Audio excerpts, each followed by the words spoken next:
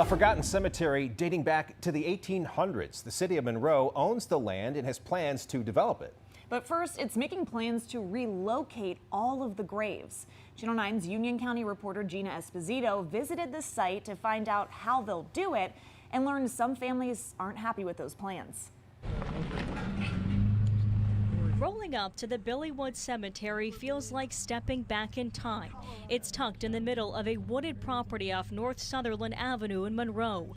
Lori Deans says her ancestors are buried here, but until now, she's never seen their graves. I'm still not seeing Madeline. Some of the tombstones here are 180 years old, over time damaged by overgrown brush and cattle that used to roam the former farmland. The grandfather that is out here, he was born in 1769.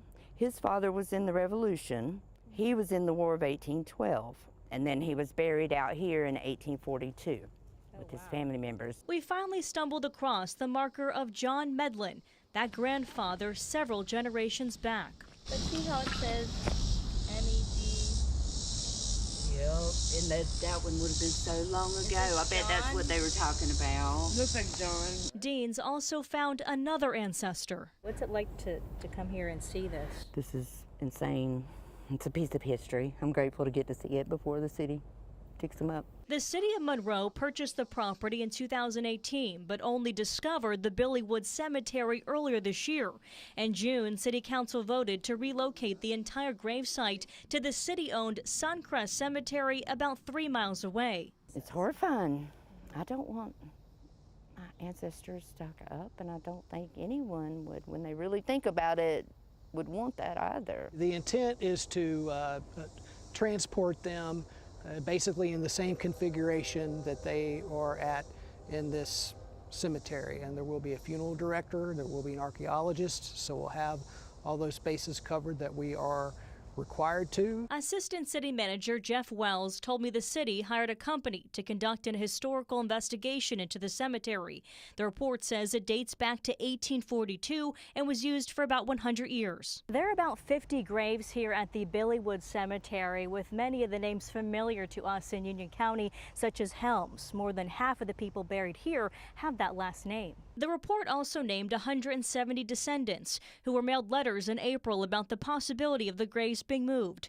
But the report says only 15 people responded. Dean says she didn't get one and found out weeks after leaders gave their final approval for relocation. We should at least have an opportunity to organize and see if we can work it out and save it or move them to where we would like. Wells says they tried to work through specific burial requests, but ultimately decided all of the graves will be moved to the Suncrest Cemetery. We feel like that our best approach because there's so many descendants. Time is ticking. The city plans to relocate the graves and their tombstones at the end of the month, saying the process will take 3 days. It'll be a lot of shovels, maybe some very small equipment, but it's going to be a lot of hands-on work. I'm going to be able to tell all the family I tried to save them.